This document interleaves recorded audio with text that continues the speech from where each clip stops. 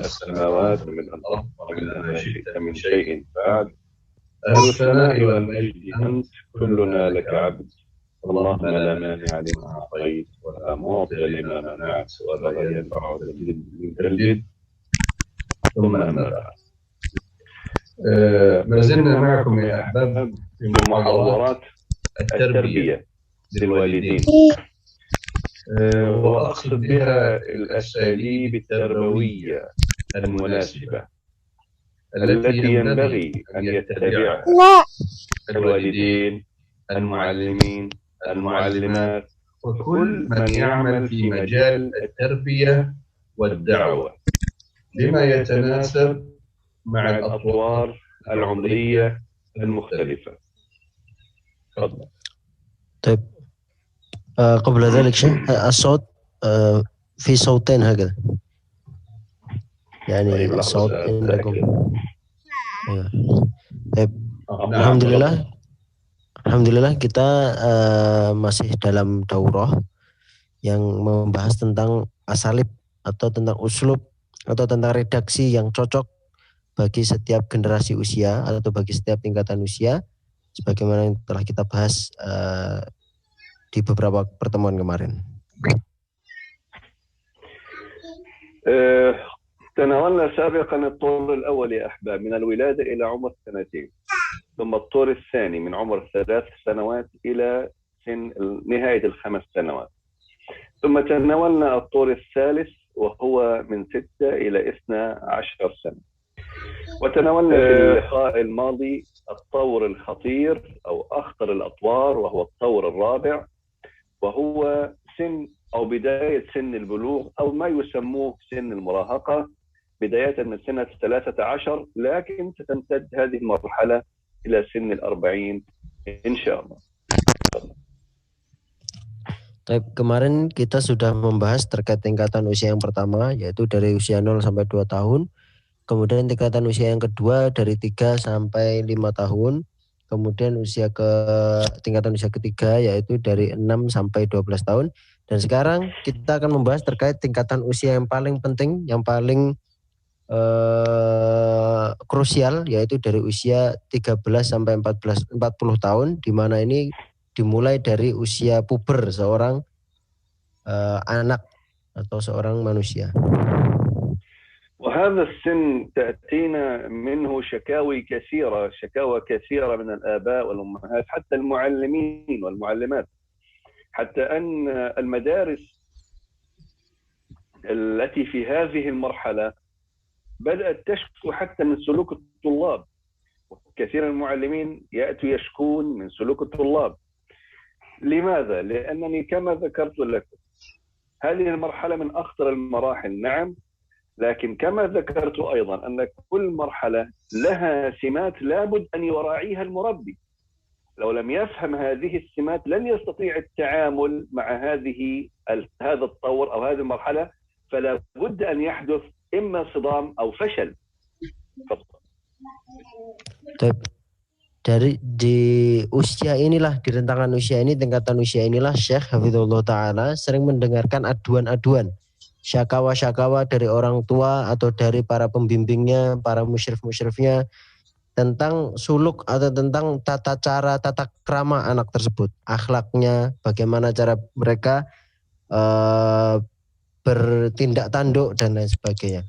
Padahal sebagaimana yang disampaikan oleh Syekh pada pertemuan-pertemuan sebelumnya, bahwasannya yang paling penting kita ketahui adalah sebagai seorang murabi adalah bahwasannya kita harus memahami simat-simat mereka.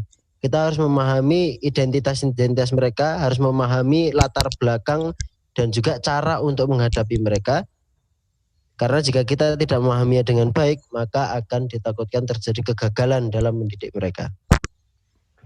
لذلك أنا أحب أن أعيد ما ختمنا به الدرس الماضي، لأن هذا الدرس أيضا أو هذا اللقاء لا أحب أن أسميه درس. نحن يعني أنا أجتمع مع إخواني وأخواتي وأبنائي وبناتي الدعاة والداعيات والمعلمين والمعلمات في هذا اللقاء يا أحباب أن أعيد ما ختمنا به الدرس الماضي. هذه المرحلة مترتبة على ما قبلها، فلو أحسنت التربية في المراحل السابقة ستكون هذه المرحلة سهلة بالنسبة لك، لكن معظم المشكلات أن للأسف كثير من الآباء والأمهات والمربين لا يهتموا بالوسائل التربوية في مرحلة الصغر، ثم يأتي فجأة في هذا التطور الخطير ويبدأ يتنبه إلى تربية الولد.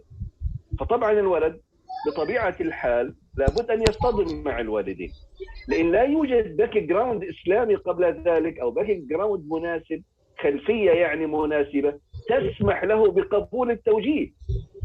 فالأطوار يترتب بعضها على بعض، لذلك نحن قلنا أن التربية لابد أن تبدأ منذ الولادة يا أحمد. طبعا. Baik, jadi di sini dalam daras ini atau dalam pertemuan ini, insya Allah saya akan sedikit memflashback apa yang sudah kita bahas di pertemuan-pertemuan sebelumnya.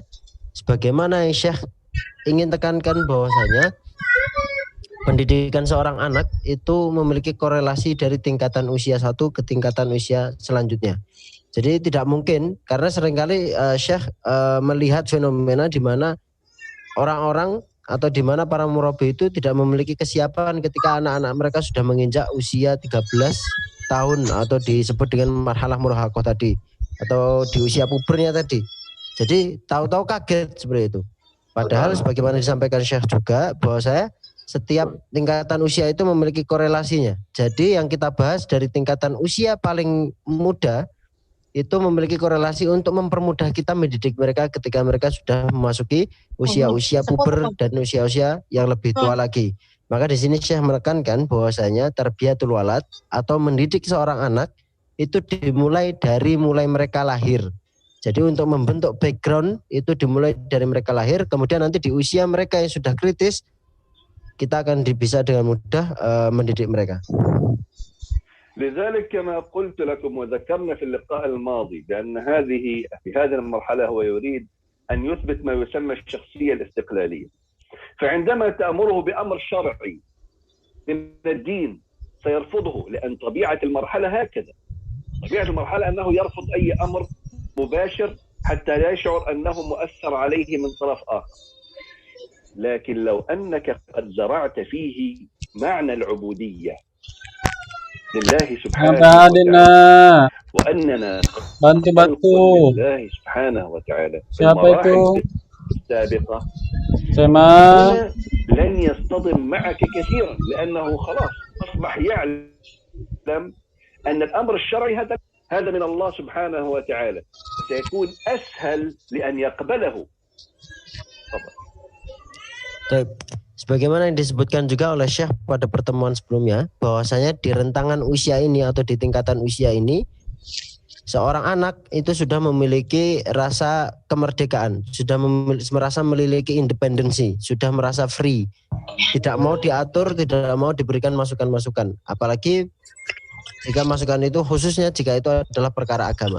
Maka dari itu ketika kita sudah membentuk background yang disampaikan oleh Syekh tadi, jika kita sudah membentuk background agama, background pendidikan Islami yang baik ketika mereka masih kecil, maka akan mempermudah kita memasukkan nilai-nilai ubudiyah, nilai-nilai keagamaan di usia mereka yang sudah beranjak dewasa. Jadi jiwa kritisnya itu sudah dibangun atau sudah diantisipasi dengan pembentukan background pendidikan Islam sejak dari dini. يهمل الآباء والأمهات والمعلمين والمعلمات التربية في فترة الصغر، لأن الطفل الصغير أخطار أفعاله ليست ظاهرة، فيهمل التربية ويترك يفعل ما يشاء بالأسلوب الخطأ الذي ذكرناه، التجربة والخطأ، هذا أسلوب خطأ كما ذكرنا. لكن يتنبهوا إلى خطورة التربية من هذا الطور. فتكبر البنت وتبلغ ويكبر الولد ويبلغ، فتبدأ البنت يرى الأب فيبدأ التربية من هنا، يبدأ الأم من هنا، وكذلك أصبح ابنه كبيرا بدأ مثلا يرتكب المحرمات، فيأتي يقول لابنه هذا حرام، أو تأتي تقول للأم لبنتها أو الأب لبنته هذا حرام لا يجوز. يقول ولد البنت ماذا يعني حرام؟ ما المشكلة؟ عادي حرام. هذا أيضا بسبب عدم وضع خلفية أو باك جراوند عن القصص والسرد في الأطوار السابقة عن خطورة الحرام. وأصلا لا يعرف، لم يسمع، لعل بعض الآباء والأمهات لم يذكروا شيئا لأبنائهم عن الجنة وعن النار وعن عاقبة المعصية، ولعله لم يذكروا قصصا من هذه. فكيف تريد الآن أن تقول لابنك أو بنتك هذا حرام ويستجيب لك؟ يترك شهواته من أجل ماذا؟ إذا هذا خطأ فيما قبل ذلك من أطوار. Masya Allah. Jadi banyak sekali orang tua atau para murabi yang pada dasarnya mereka meremehkan pendidikan anak di usia dini karena menganggap bahwasanya anak-anak ini masih kecil, jadi masih belum bisa menerima pendidikan dengan baik dan lain sebagainya. Tapi ternyata ketika anak-anak sudah memasuki usia 13 sampai 40 tahun, sudah memasuki rentang usia 13 sampai 40 tahun ini, mereka mulai kaget. Mereka mulai mereka mulai gelagapan menghadapi tingkah-tingkah mereka, karena ketika mereka dikasih tahu masalah agama, mereka akan yarfud, mereka akan menolak dan berkata, apa itu haram, apa itu halal, saya tidak paham apa itu haram, apa itu halal, apa itu maksiat, ini nggak apa-apa, ini baik-baik saja seperti itu. Jadi kebanyakan ini semua terjadi karena adanya meremehkan proses pembentukan background sejak anak-anak masih dalam usia dini, sehingga ketika mereka sudah tumbuh dewasa, mereka merasa aneh dengan hal-hal yang sebetulnya adalah berbau syar'i. Maka dari itu pembentukan background yang dimulai dari sejak dini itu adalah hal yang penting. Jadi kalau ada yang anak-anak mulai nakal di usia 13 sampai usia 40 tahun itu permasalahannya adalah tidak optimalnya penanaman kholfiyah atau penanaman background agama sejak dini. نكمل التعامل مع هذه المرحلة. إذا وسائل التربية في الأطوار السابقة مهمة جدا حتى ننجح في هذا الطور الخطير. أما في هذا الطور نتحول من مرحلة إثبات أدلة الحكم والأمر بالحكم إلى مرحلة أخرى. إثبات أدلة الحكم هذا في الطور الثالث، سأذكر مثال. لكن في هذه المرحلة لابد أن ننتقل إلى إفهامه بشكل بسيط كيفية استنباط هذا الأمر أو هذا الحكم، كيفية استنباطه من الأدلة بمراد الشرع ليس بأهوائنا نحن، أو الثواب والعقاب الإلهي الذي يترتب على هذا الأمر، أو الآثار الإيجابية أو السلبية التي تتعلق بهذا الأمر. إذا هذا التعاون مع هذا الطور، لأنك لابد أن تشعره أنك تحترم عقله. طبعا أنا لا أقصد بالتأكيد طبعا أن احنا نعطل الأحكام وعطل الواجبات إلى أن يقتنع، لا طبعا، هذا ليس قصدي أبدا. وأن نضع أوامر الله وأحكام الله وشرائع الإسلام في قفص الاتهام إلى أن يقتنع بها ويعلم أنها صحيحة، لا لا لا، ليس هذا قصدي. قال تعالى: وما كان لمؤمن ولا مؤمنة إذا قضى الله ورسوله أمرا أن يكون لهم الخيرة من أمرهم ومن يعص الله ورسوله فقد ضل ضلالا مبينا. وسأذكر كيف. Baik, jadi urgensi dari kita menanamkan kholfiyah, menanamkan background atau kita memahami betul bagaimana cara orang-orang di usia 0 sampai 13 tahun ya, kita bisa bilang itu bagaimana kita memahami background mereka, menanamkan background mereka adalah untuk keperluan agar kita dapat sukses dalam mendidik mereka di usia mereka sudah mulai beranjak dewasa. Maka dari itu di sini kita ketika bermuamalah dengan mereka, bagaimana cara kita bermuamalah dengan mereka adalah dengan kita harus mengingat kaidah bahwasanya kita bermuamalah dengan mereka dengan menanamkan perasaan kepada mereka bahwasanya kita menghormati pemikiran mereka.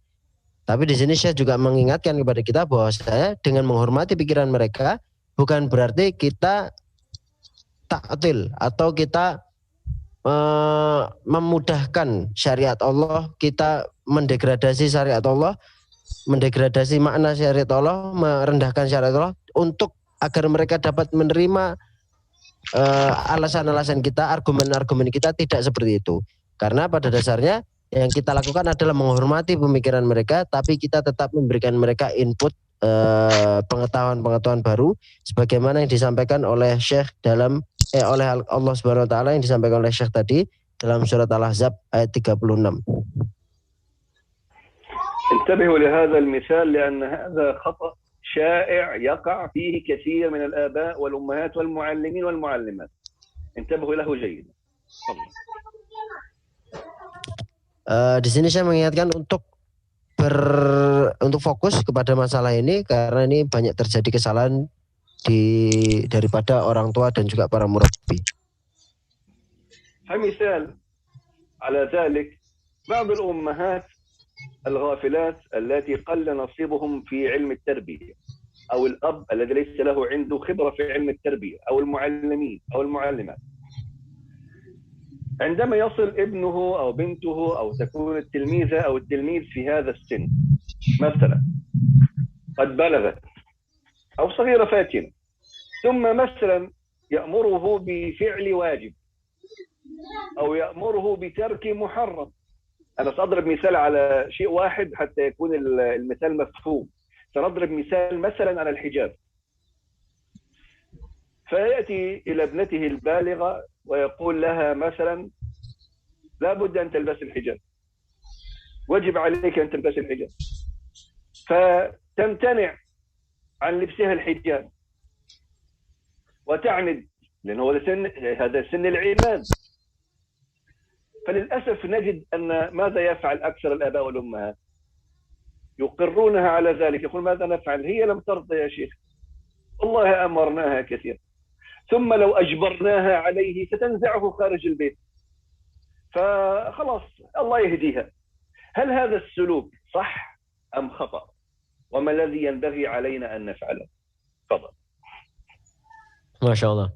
Jadi di sini Syekh memberikan misal yang sering terjadi di antara para orang tua dan juga para murabi, ketika anak-anak ini sudah memasuki usia 13 tahun sampai ke atas.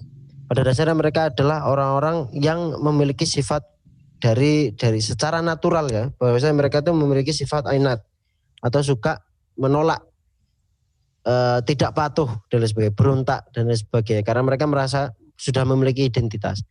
Maka di sini saya memberikan contoh yang mudah saja. Ketika seorang anak di usia ini baru diajarkan untuk menggunakan jilbab, mereka tidak mau. Kemudian yang salah dari para pendidiknya adalah mengatakan bahwa ya bagaimana lagi Syekh, bahwa anak itu belum mau pakai jilbab, dia belum ridho pakai jilbab. Ya sudah, semoga Allah Subhanahu wa taala memberikan hidayah kepadanya. Apakah ini betul ataukah ini salah? Itu yang dipertanyakan oleh Syekh. وقد يقولون لو أجبرناها عليه ستنزعه خارج البيت، إذا ما الفائدة؟ فيسلمون بذلك. Ayo. Dan apabila anak ini dipaksa untuk menggunakan jilbab, itu nanti lama-lama dia akan keluar dari rumahnya. Kalau bahasa Indonesia, minggat dari rumahnya. Nah, kemudian apa yang harus kita perbuat dengan situasi yang seperti ini? انتبهوا جيدا يا آباء ويا أمهات، يا معلمين يا معلمات، يا داعين يا دعاة. أولا اتقوا الله في أولادكم. الله سبحانه وتعالى يقول يا أيها الذين آمنوا قوا أنفسكم أولا وأهليكم نارا وقودها الناس والحجارة عليها ملائكة غلاظ شداد لا يعصون الله ما أمرهم ويفعلون ما يؤمرون. إذا الآباء والأمهات مكلفين أن يقوا أنفسهم وأهلهم من النار، ليس أهلهم فقط بل أنفسهم أيضا من النار. هذا واجب عليك وواجب عليك يا أم ويا أب. وقال النبي صلى الله عليه وسلم كلكم راع وكلكم مسؤول عن رعيته. وقال تعالى في سورة طه وأمر أهلك بالصلاة واصطبر عليها، اسمع، واصطبر عليها لا نسألك رزقا نحن نرزقك والعاقبة للتقوى. Jadi yang perlu kita tanamkan kepada diri kita sendiri, wahai para bapak, wahai para ibu, dan juga wahai para murabi yang hadir dalam forum ini, bahwasanya di sini Syekh mengingatkan kepada kita sebelum kita menyelamatkan diri keluarga kita dari api neraka. Di sini Allah Subhanahu wa taala berfirman dalam surat At-Tahrim bahwasanya hendaknya kita bertakwa kepada Allah Subhanahu wa taala. Kemudian bertakwalah kita kepada Allah Subhanahu wa taala. Kita tanamkan bertakwa kepada Allah Subhanahu wa taala dalam diri kita dan juga anak-anak kita.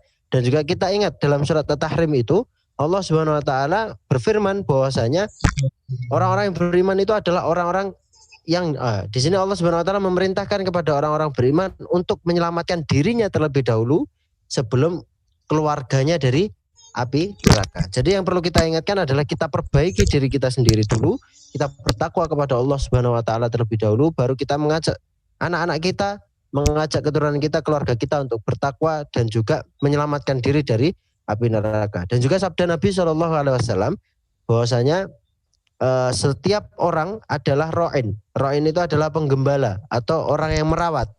Maka sesungguhnya setiap dari manusia itu adalah mas'ul atau yang bertanggung jawab dari apa yang digembalanya atau apa yang diamanahkan atasnya. Dan juga di sini Allah Subhanahu wa taala berfirman dalam surat Toha bahwasanya Allah memerintahkan kepada kita sebagai umat mukmin dan juga keluarga kita untuk mendirikan sholat. Namun ketika mereka tidak mau mendirikan sholat, maka apa yang kita lakukan? Yaitu bersabar kepada Allah Subhanahu wa taala. Jadi itu adalah pesan-pesan yang disampaikan kepada Syekh dari Syekh kepada kita semua. إذا أنتم أيها الأولياء الوالد أو الوالد المعلم أنتم مسؤولون أمام الله سبحانه وتعالى عن إقامة دين الله في سلطانكم. يعني الآباء والأمهات سلطانهم البيت، المعلمين والمعلمات سلطانهم المدرسة. أنتم مسؤولون عن إقامة دين الله في بيوتكم وفي أولادكم طالما كانوا في ولايتكم. لا توقفوا أمر الله على إذن أحد أو اقتناعه، انتظر إلى أن يقتنع الولد أو البنت. لا. طيب ماذا علينا يا شيخ؟ عليكم أولا حسن العرض. الأول أن تعرض الأمر بشكل حسن، ومن حسن العرض أن تكون قد أحسنت التربية في الأطوار السابقة كما بينا في الأطوار المختلفة. فإن فعلوا هذا الأمر اقتناعا وتسليما بها ونعمة.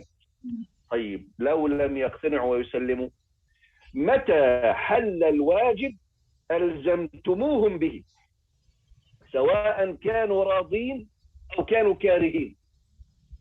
ولا تجعلوا إعراضهم، انتبه، لا تجعل إعراضهم عن أداء ما عليهم من واجبات يفسد عليكم أداء واجبكم. إيش هو واجبكم؟ واجبكم أن تقيموا دين الله في سلطانكم، لأنهم لن يغنوا عنكم من الله شيء. تفضل. Masya Allah. Jadi di sini juga yang diingatkan oleh Syekh Hafizahullah Ta'ala dalam buku ini adalah, maka bagi kita para aulia, para pembimbing, para murabi dan lain sebagainya, kita semuanya dimintai pertanggungjawaban oleh Allah Subhanahu wa taala tentang bagaimana kita mendirikan agama Allah di daerah kekuasaan kita. Jadi kita ini mas'ul. Mas'ul itu nanti yang akan ditanyai oleh Allah Subhanahu wa taala bagaimana keadaan agama keluargamu, bagaimana keadaan agama sekolahmu. Maka kalau kita sebagai orang tua, sultan kita atau daerah teritori, daerah kekuasaan kita itu adalah rumah. Namun kalau kita adalah seorang guru, maka daerah kekuasaan kita adalah sekolah. Maka kita bertanggung jawab akan iqamatu dinillah atau mendirikan agama Allah di daerah-daerah kekuasaan kita itu. Dan kita tidak boleh berhenti menyerukan bagaimana kita hendaknya mendirikan syariat Islam, mendirikan agama Allah di daerah-daerah kekuasaan kita itu dengan meskipun dengan adanya perlawanan atau meskipun dengan adanya penolakan dari Kalau di rumah mungkin dari keluarga kita. Karena apa? Karena kita mengingatkan mereka untuk mendirikan agama Allah bukan untuk mencari ridho mereka. Tapi kita tidak melakukan itu untuk mencari iktina sampai mereka itu puas dengan atau mau menerima kita dengan lapang dada, tidak mencari ridho mereka, tapi yang kita lakukan adalah untuk mencari ridho dan taufik dari Allah Subhanahu wa taala. Dan apabila jika mereka tidak mau menerima apa yang kita lakukan, atau umpamanya kita meminta atau menyuruh mereka untuk melakukan sebuah kewajiban dan mereka menolaknya, maka yang kita lakukan adalah kita jangan berhenti walaupun mereka meninggalkan kewajiban mereka. Kita tidak boleh berhenti untuk menjalankan kewajiban atau kita tidak boleh merusak kewajiban kita terhadap Allah Subhanahu wa taala. Jadi meskipun mereka tidak mau melaksanakan kewajiban itu karena Allah, tapi paling tidak kita melakukan kewajiban kita atas mereka, yaitu mengajarkan kepada mereka agama Allah, mengajak mereka untuk mendirikan agama Allah. سيقول لي بعض الآباء والأمهات يا شيخ نعم، أو بعض المعلمات، نحن نستطيع أن نفرض الواجبات على أولادي، سأفرض عليهم الصلاة، سأفرض على البنات الحجاب، سأفرض الواجبات إن شاء الله، لكن لن يحبوها يا شيخ، لن يحبوها. أنا أريدهم أن يحبوا الإسلام. نعم، نحن نتمنى أن يحبوا الإسلام ويحب الجميع الإسلام، لكن لو لم يحبوا هل هذه ذريعة أن نوقف ونعطل شرائع الله؟ لا. اعلم أن هداية القلب من الله وحده، ليس مني ومنك. قال تعالى لمحمد الذي هو أحسن لسان مني ومنك وبيان وحجة، قال إنك لن تهدي من أحببت ولكن الله يهدي من يشاء وهو أعلم بالمهتدين. الهداية القلبية ليس علي وعليك، نحن نتمنى أن يحب الناس الدين ويقتنعوا به، لكن المسؤول مكلف عن إقامة دين الله سبحانه وتعالى سواء الآخر تقبل الأمر بقلبه أو لا. حتى لو قال أنا سألبسها الحجاب وتنزل الحجاب عندما تخرج، سبحان الله، هذا قسمك فيما تملك. أنت ما تملكه هو ما هو أمام عينيك، أما ما غاب عنك لن يحاسبك الله عليه. فالله عليهم رقيب حال غيابك وفيما لا تملك، ولسان حالك كلسان حال عيسى بن مريم. اسمع على هذه الآيات. قال الله تعالى عن عيسى بن مريم، قال تعالى ما قلت لهم إلا ما أمرتني به أن اعبدوا الله ربي وربكم وكنت عليهم شهيدا ما دمت فيهم. كذلك أنت كنت عليهم شهيد ما دمت فيهم، فلما توفيتني كنت أنت الرقيب عليهم وأنت على كل شيء شهيد. إذا أنت تحاسب على ما أمام عينيك، أما ما غاب عنك الله رقيب عليهم وحسابهم على الله، فلا تفسد واجبك أنت أمام الله سبحانه وتعالى. ما شاء Allah. Jadi ini berkorelasi juga disampaikan Syekh sebelumnya, bahwasanya ketika kita ingin menanamkan ruh Islam kepada anak-anak kita, contohnya kita ingin mereka memakai jilbab, tapi ketika mereka mengatakan bahwasanya kita mengatakan kepada mereka bahwa saya pengen anak-anak saya memakai jilbab karena mereka suka ya Syekh. Masya Allah, ini adalah sebuah hal yang perlu untuk diluruskan, karena pada dasarnya yang kita harus lakukan adalah untuk memberikan, untuk mentablik, untuk menyampaikan apa yang Allah Subhanahu wa taala firmankan dan Rasulullah sallallahu alaihi wasallam ajarkan kepada mereka. Masalah nanti mereka mendapatkan hidayah untuk menyukainya atau tidak, itu urusan belakang, karena karena Allah Subhanahu wa taala berfirman kepada Nabi Muhammad sallallahu alaihi wasallam, innaka latahdi man ahbabta walakinallaha yahdi may yasha. Bahwasanya kita tidak memiliki kuasa untuk memberikan hidayah kepada orang yang kita cintai, tapi Allah Subhanahu wa taala yang melakukan segalanya. Namun bagaimana Syekh kalau mereka memakai jilbab di depan kita saja, tapi karena mereka tidak mencintai jilbab, kemudian mereka memakai jilbab di depan kita saja, sedangkan di belakang kita mereka tidak memakai jilbab. Maka di sini Syekh mengingatkan kepada kita semuanya terkait ayat Al-Qur'an surat Al-Maidah ayat 117 di mana Allah Subhanahu wa taala berfirman bahwasanya yang fima ma'nahu, bahwasanya yang kita dimintai pertanggungjawaban adalah apa yang terlihat di depan mata kita, yang zahir saja. Dan Masalah nggak bisa lain. Tapi kan kita, apa yang di luar kontrol kita, maka itu akan menjadi Salah live kalau begitu.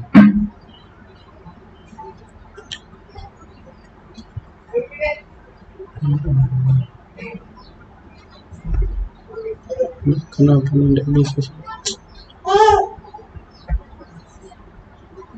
Itu nih seorang Kang. Bikin stres ini.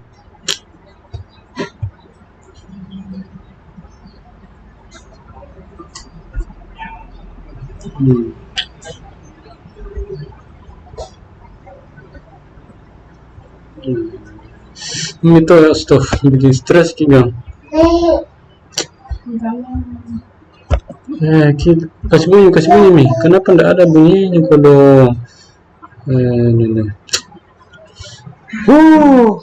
orang stres dari tadi bikin tambah stres kiponya. الفائدة الأولى عندما نلزمهم بالحكم الشرعي حتى وإن كانوا كافرين له. أولا تقعيد مبدأ عدم إقرار المعصية، وإذا تقعيد يعني نجعل هذه قاعدة يتربى عليها الولد، لأن إرث المعصية أصم وأعم من ارتكاب المعصية، أن يعلم المعصية. لكن العكس بالعكس، إن لم تأمر أنت هكذا جعلت الإقرار بالمعصية هو القاعد ليس عدم الإقرار. فعندما تنهاه بعد ذلك عن المعصية لماذا تنهى؟ لأنك كنت تقبل المعصية قبل ذلك، الآن لا تقبلها. فهمت؟